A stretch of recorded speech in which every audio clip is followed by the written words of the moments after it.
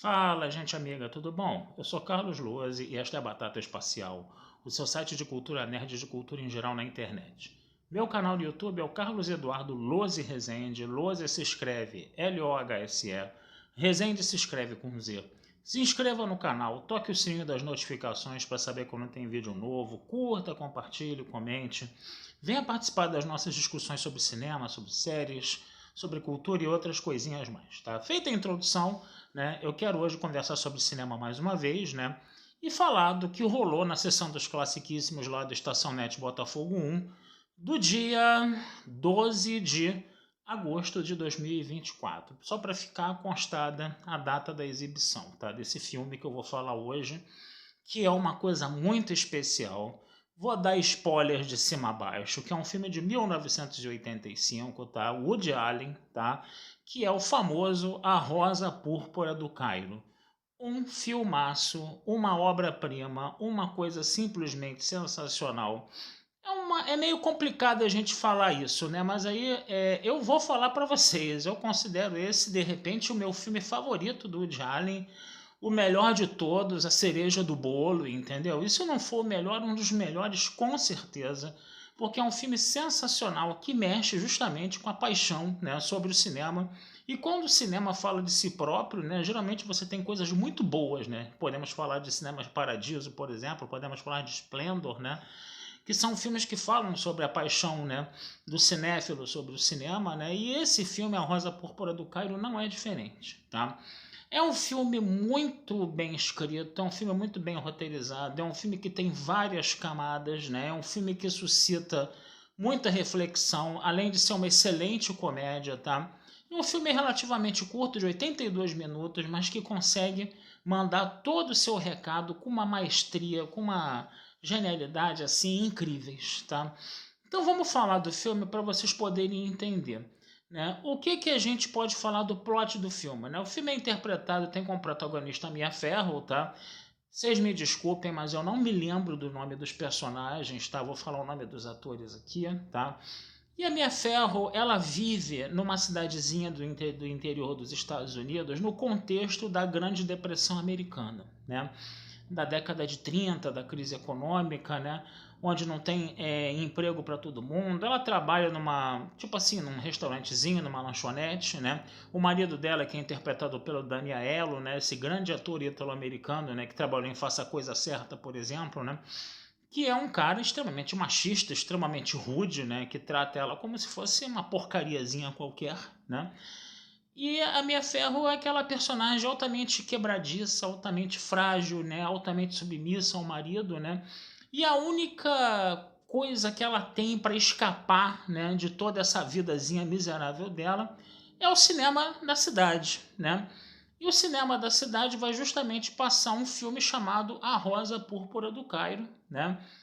Um filme que falava de um explorador, né, de um explorador inglês, um americano, sei lá, né, que é interpretado pelo Jeff Daniels, né, e ele é um personagem assim daqueles bem mesmo de cinema de antigamente, da década de 20 e 30, né, aquele mocinho totalmente mocinho mesmo, sem maldade nenhuma, né, uma pessoa nobre, uma pessoa só com virtude, sem defeito nenhum, né, aquele negócio todo, né. E a Mia Farrow fica, né, a personagem da Mia Farrow fica ali somente assistindo aquele filme o tempo todo, fica vendo o filme sessão após sessão, repetir a sessão, para ser uma escapatória da vida, né, medíocre dela, né.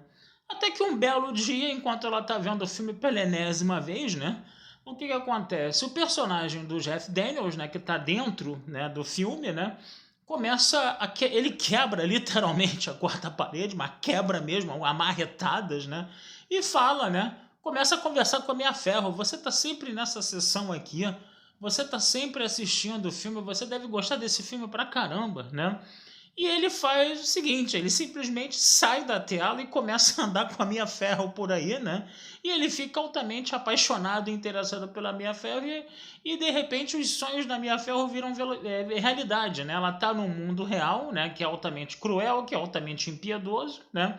E de repente ela vai andar por aí com um ator, né? Com um personagem de filme, né? Que foge da tela com toda aquela bondade, com toda aquela virtude dele, entendeu? E aí o grande barato é isso, é você ver esse choque de dois mundos, né? O mundo real, né? Que é um mundo extremamente cruel, né? Ainda mais dentro do contexto da depressão, e o mundo cinematográfico, né? Que é um mundo totalmente, como podemos dizer, totalmente construído, totalmente romantizado, né?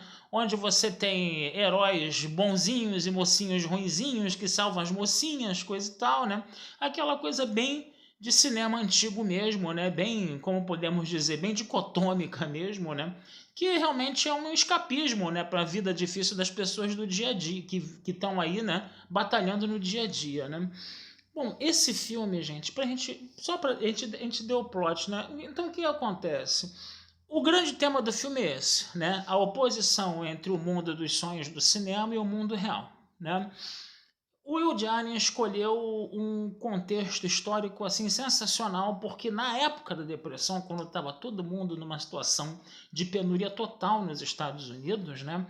É, as grandes companhias cinematográficas, né, elas começaram a fazer os musicais justamente, né, para fazer com que as pessoas, né, esquecessem um pouquinho aquele contexto de crise, né, quando você via os filmes, né? Então você vai ter os musicais com Fred Astaire, Ginger Rogers, né, que é um personagem do filme, né, o próprio Top Hat, o Piccolino, né, que está traduzido aqui no Brasil, né? A gente pode considerar ele um personagem no filme, é um emblema, né, dessa época, né, de cinema escapista em momentos de crise, né? Que essa época da depressão é época por excelência disso, né? Então o Johnny já escolheu o contexto histórico ideal assim para poder trabalhar, né? Essa oposição entre o mundo dos sonhos do cinema e o mundo real, né? Além disso, o filme também é uma excelente comédia, é uma comédia assim sensacional, né? É uma comédia muito boa mesmo, tá? Porque o que acontece? Enquanto o personagem do Jeff Daniels foge, o filme não consegue ir adiante, né? E aí começam a aparecer os outros personagens do filme na tela e começam a falar, não, eu tenho que aparecer no rolo tal, mas a história não está avançando, o que está acontecendo aí, coisa e tal, né? E não, porque o fulano de tal fugiu, a gente precisa continuar com o filme. E aí o próprio público começa a reclamar dizendo que o filme não tá acontecendo nada no filme. E eles querem o dinheiro de volta. E os personagens do filme começam a bater boca com o público também. Então você tem uma situação assim muito surreal e muito engraçada, né? O Woody Allen ele consegue trabalhar isso, né? De uma forma muito sensacional, né? Outra coisa muito sensacional também é você ver, né, a personagem da Mia Farrow falando com o Jeff Daniels, né, que é o personagem cinematográfico lá do mundo ideal do cinema, né? E ela começa a explicar para ele a diferença entre a realidade, né, que é nua e crua, né, e o mundo do cinema. Ele, por exemplo, ele tá cheio de dinheiro no bolso, mas é tudo dinheiro cenográfico. Então, quando ele vai pagar um jantar para ela num restaurante, eles têm que sair voado, entendeu? Porque ele está dando dinheiro cenográfico para pagar, né? Então você tem essas situações, né? E ele não, ele diz que também as pessoas, ele diz também que ele nunca conseguiu fazer amor no filme, porque toda vez que vai ter uma cena onde vai rolar sexo, né, tem um fade, né, que a cena escurece, desaparece e você vai para o contexto seguinte, né, da história, né, onde o ato sexual já aconteceu e ele nunca conseguiu fazer sexo por causa disso, né? Tem uma hora também que o personagem dele vai para uma casa de prostituição e aquele homem totalmente romântico dos filmes, né? Ele encanta as prostitutas, né? É um negócio muito engraçado e muito bonitinho também, cara. É muito bacana mesmo, cara. Vocês têm que ver esse filme. Vocês estão intimados a ver esse filme, tá? Deixa eu botar o dedo aqui na lente da câmera. Vocês estão intimados a ver esse filme, tá? Vocês têm que ver esse filme se vocês ainda não viram, tá? Esse filme vale muito a pena mesmo, tá? E obviamente vai ter o ator, né, que interpreta o personagem do filme, né, que é também o próprio Jeff Daniels, né? E é isso, né, esse negócio dos personagens fugirem da tela, né, pode destruir a carreira dele. Porque ele, imagina um personagem andando por aí, pode fazer alguma coisa de errado, entendeu?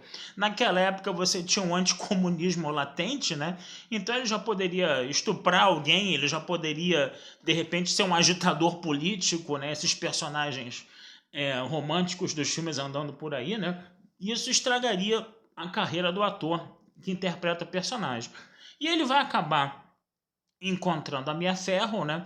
E ele começa a encenar que está apaixonado pela Mia Farrow para conseguir convencer o personagem a voltar para a tela, né? Para isso não acabar com a carreira dele, né?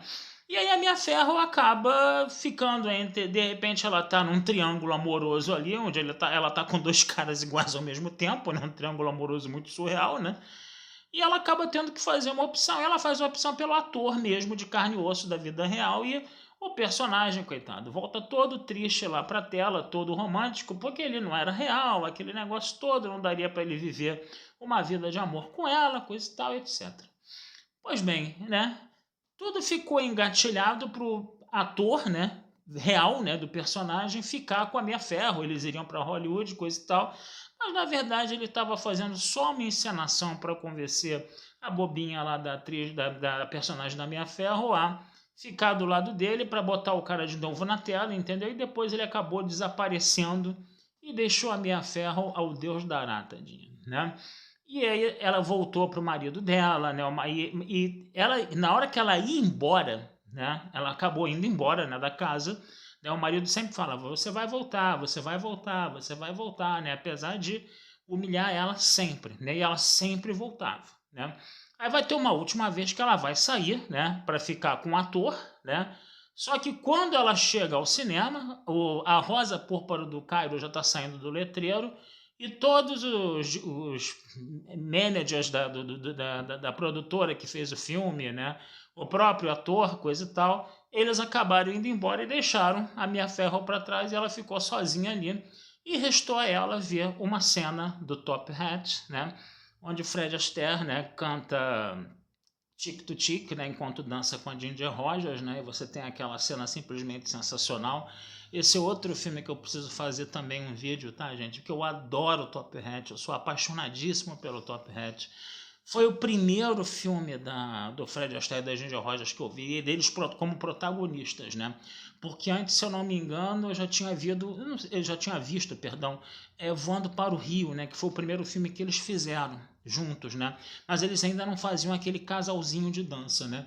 E o Voando para o Rio tem um ator brasileiro que é o Raul Julián, né? E reza a lenda que foi o Raul Julián que chegou pro Fred Astaire e falou: ó, vocês dois, você e a Ginger Rogers dão uma química sensacional. Vocês deveriam começar a fazer filmes de musical juntos, né? Que teria sido uma sugestão do Raul Julián que o Fred Astaire e a Ginger Rogers se juntaram e depois a gente teve aquela série de filmes deles assim sensacionais que eu gosto muito, que estão totalmente envolvidos, né? Nesse contexto da depressão, né? Aquelas produções da RKO, né? Então, quer dizer, é uma outra coisa que eu tenho que fazer aqui também, falar um pouco dessas produções da RKO do Fred Astaire com a Ginger Rogers, né? E aí você vai ter, né, a nossa personagem da Mia Farrow ali, né, meio tristezinha, né, vendo aquela cena do Top Hat, do Tic to Tic do Picolino, né, que a Ginger Rogers está com aquele vestido cheio de plumas, né? Que foi uma cena muito difícil de ser feita, que as plumas caíam toda hora, aquele negócio todo, né? E ela dá aquele sorrisinho maroto e o filme acaba desta forma. Pois bem, vamos falar um pouco desse final, né? Que esse final ele suscita muitas discussões, né? A primeira discussão, a interpretação mais direta e óbvia, né, que a maioria das pessoas fazem é o seguinte: aquele final, né? Dizem até que o Cacá Diegues falou isso, né? Um amigo meu que é cinéfilo, né? O Nelson chegou e falou, né? Que esse filme, que o Cacá Diegues falou que aquilo era uma coisa assim de filme de terror, né? Porque ela no final das contas ia voltar para a vidinha medíocre dela, né? E o cinema era o único escapismo que ela tinha, né? O cinema é um mundo de sonho, mas não muda a vida de ninguém, mas faz as pessoas, né, aturarem, né, um pouco as desgraças da vida, né, aguentarem um pouco, tolerarem um pouco mais as desgraças da vida um pouco melhor, né? Isso também é falado muito por aí, né? Pois bem, gente, eu sei lá, né? Seria o desfecho mais óbvio, né? E o Woody Allen, e o pessoal queria, né? Os produtores do filme queriam que o Woody Allen desse um final feliz pro filme. Ele falou: não, o final tem que ser assim, né? Então, quer dizer, o Woody Allen, dentro da visão do Woody Allen, talvez, né? Ela voltaria, né, para essa vida triste, para essa vida real, entendeu? Ela voltaria com o rabinho entre as pernas para casa do marido, aquele negócio todo, etc, né? Essa é a interpretação mais, vamos dizer assim, plausível, mais óbvia, entendeu? Agora, é o tal negócio, né? A gente tá falando de cinema também, né, gente? E aí eu fico pensando aqui um pouco, né? Será que esse final também não poderia, né? Você pode dar várias leituras, né, para isso. Você pode interpretar o filme de várias formas, né? Eu estou falando da forma de interpretação mais óbvia, né, que foi feita, né, que de repente seria mais plausível, né? Mas vamos voar um pouco com a imaginação, né? Será que esse final não poderia ter ficado em aberto, né? É uma coisa que eu estou pensando aqui. Por quê? Ela sempre saía de casa e ele falava, você vai voltar. E ela sempre voltava. Até que no final do filme ela sai de casa mais uma vez e ele fala, você vai voltar. Só que o filme termina com ela voltando? Não, você não vê se ela voltou. Isso está depois do final do filme. Que o pessoal, né, os estudiosos de cinema falam de campo diegético, né? Que é o que acontece fora do limite da tela, né? Eu estou aqui, por exemplo, nessa tela aqui, né? Aí que tem um corredor do meu lado, né? E se de repente eu for atacado por uma aranha gigante, a aranha tá vindo ali, entendeu? Ela tá vindo. De repente ela vai me devorar, né? Coisa e tal, né? Ela tá fora do campo diegético, vamos dizer assim, fora dos limites da tela. Fora a história depois do fim, ela também continua, né? Isso também acho que pode ser classificado como campo diegético. Se tiver algum especialista em cinema aí, nessas teorias cinematográficas, se eu tiver errado, me corrijam aí nos comentários, por favor. Mas o que acontece? Hein? A gente não vê ela voltando para casa, para começo de conversa, né? A gente não vê ela voltando para casa. Será que ela voltou? Será que não? E se ela voltou? Ela voltou como a personagem que volta com o rabinho entre as pernas mais uma vez, com uma personagem frágil? Ou aquela experiência que ela teve com os dois, com o ator de carne e osso e o personagem, não mudou a vida dela? E ela de repente volta uma mulher mais forte, uma mulher mais independente, né? Ela vai continuar a viver com aquele marido, mas ela pode, entendeu? Dar mais as cartas de repente, porque o cinema muda a vida das pessoas, tá, gente? Eu posso falar isso, né? Porque o cinema mudou demais a minha vida, né? Ele mudou muito a minha vida, ele mudou muito a minha forma de ser, de ver o mundo, de compreender o mundo, né? Eu tinha um amigo muito legal que era o Ivan Duarte Faria. Ele foi o primeiro diretor de cinemas primeiro diretor de programas da TV Globo, antes mesmo do Walter Clark, lá em 64, tá? Ele era um homem de televisão, trabalhava na televisão, trabalhou no SBT, na Manchete, na Globo, coisa e tal. E ele falava o seguinte: tem gente que gosta de cinema, você ir no cinema, assistir o filme, se divertir, para comer uma pipoca e ir para casa. E tem gente que ama o cinema, entendeu? É diferente, é muito diferente, tá? Quem ama o cinema faz um vídeo como eu estou fazendo aqui, entendeu? Pegue exemplos da sua vida. Hoje, eu, por exemplo, eu usei um exemplo de cinema para conversar com uma amiga minha, né, no meu emprego lá, né? Falei lá da questão do Yoda lá com o Luke Skywalker, das reflexões, aquela coisa, né, que o Yoda falava, que o Luke Skywalker, eu vou tentar levantar esse X-Wing.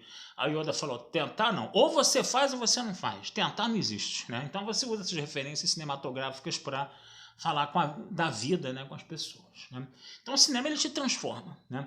E o cinema transformou essa personagem. Esse cinema transformou essa personagem, que quando ela passa a ter esse experimento, essa experiência com o cinema, né? Essa experiência surreal que ela teve com o cinema, ela começa a peitar mais o marido. A gente percebe claramente isso. Se ela voltar para casa, será que ela vai voltar para casa com o rabinho entre as pernas sendo a mulher submissa? Ou ela vai voltar peitando mais o marido vai ter que começar a respeitar ela mais, né? Então isso é uma coisa. Ela pode também, sabe, dar uma despirocada de vez, né? Ah, eu não vou, ele não me levou para Hollywood, então eu vou para Hollywood sozinho, entendeu? Com uma mão na frente, outra atrás, e vou recomeçar minha vida lá. Pode ser também, gente, por que não? Por que não, tá? E aí eu me lembro da história do Joãozinho 30, né, do grande carnavalesco da Beija-Flor, Joãozinho 30, né, que ele falou que ele veio, se não me engano, do Maranhão, acho que a terra dele era o Maranhão. Ele veio do Maranhão para tentar a sorte no Rio de Janeiro, ele estava andando na rua sem um tostão no bolso, assim, desesperado, sem saber o que fazer. Aí bateu um vento, gente, e foi parar no pé dele uma nota de 50 cruzeiros, aquela do Marechal Deodoro, na época da ditadura militar, não sei se vocês, os mais antigos aí se lembram, né? E 50 cruzeiros naquela época era dinheiro pra cacete, entendeu?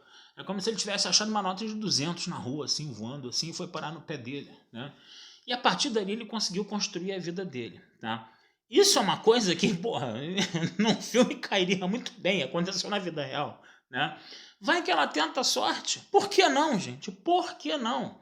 É aquela coisa, o filme, depois que o filme acaba, gente, depois que o filme acaba, as pessoas podem fazer as leituras que elas quiserem. Aliás, tem aquela velha frase que não sei de que autor é, mas as pessoas dizem, né? A obra de arte ela é do seu autor até poucos momentos depois que ele concebe a obra de arte. Depois ela vira um domínio público, depois cada um faz a sua leitura, né? A leitura mais óbvia desse filme é ela voltar à vida real, né? Voltar à vida real e voltar com o rabinho entre as pernas para casa do marido e continuar naquela torrente de ficar de escapismo com o cinema. A explicação mais plausível seria essa. Mas eu acho que a gente pode também pensar outras coisas. Ela pode voltar para casa de uma forma um pouco mais, sabe, empoderada, por causa da experiência que o cinema deu para ela. Foi uma coisa que o Mundo dos Sonhos fez, que deu para ela conseguir enfrentar a vida real com uma força maior. Ou então ela fez uma ruptura total, entendeu? Tipo assim, ela deu um sorrisinho maroto no final, gente. Esse sorriso maroto, gente, abre múltiplas possibilidades. Lembra do Obi-Wan Kenobi quando estava lutando com Darth Vader lá no episódio 4? Que ele falou pro Darth Vader, se você me destruir eu vou ficar muito mais forte do que você pode imaginar. E ele olha pro Vader assim, dá aquele sorrisinho maroto e levanta o sabre de luz e se concentra e deixa o Darth Vader varar ele com o sabre de luz e aí ele some e só fica aquela roupa dele, o Darth Vader pisa depois, né? Ele se deixou matar, gente. E ele deu um sorrisinho maroto antes. Depois que aconteceu, ele ficou mais poderoso porque ele foi pra força. Entendeu? Então, quer dizer, esses sorrisinhos marotos, né, que você vê, eles podem abrir várias possibilidades.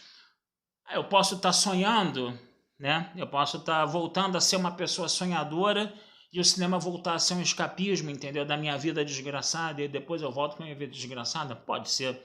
Ela pode ter um sorriso maroto e ela falou assim, o cinema me ensinou muitas coisas. Eu vou enfrentar agora, entendeu? Essa vida desgraçada desse meu marido filho da puta, entendeu? Com mais força e ele vai ter que comer na minha mão. Pode ser isso também. Ou então ela chegou e, tipo assim, cara, o mundo dos sonhos. Eu tive a oportunidade de experimentar na vida real esse mundo dos sonhos. Quer saber? Vou chutar essa porra toda e vou para Hollywood tentar minha vida, entendeu? Por que não? Né? Por que não? Né? Esse filme pode te dar direito a várias interpretações. Tem interpretação mais óbvia, entendeu? Que acho que de repente até o próprio ponto de vista do Woody Allen nessa dicotomia entre cinema real e entre cinema como o mundo dos sonhos e a vida ruim, né? Vida real ruim, né? Tem essa interpretação, mas você pode ter outras leituras também, de repente, né? Então, sabe, eu acho que a força da Rosa Púrpura do Cairo está aí, nesse final que de repente pode ser em aberto. Eu posso estar romantizando muitas coisas, até porque eu sou uma pessoa muito suspeita para falar, né, desse filme, até porque o final do filme termina com outro filme que eu adoro, que é o Top Hat, né? Então, de repente, o meu lado mais sonhador aflorou um pouco mais, né? Porque eu gosto demais do Top Hat, né? Mas aquele sorrisinho maroto dela no final, cara, eu acho que pode, sabe, te dá múltiplas possibilidades e o Woody Allen, apesar dele ter feito a leitura dele do filme, eu acho que ele também deu ao espectador um gancho para o espectador, né, se apropriar do filme de acordo com como ele desejaria que o filme terminasse, sabe? E isso é uma coisa muito bacana. Isso é uma coisa muito legal que o Rosa Púrpura do Cairo também tem, tá?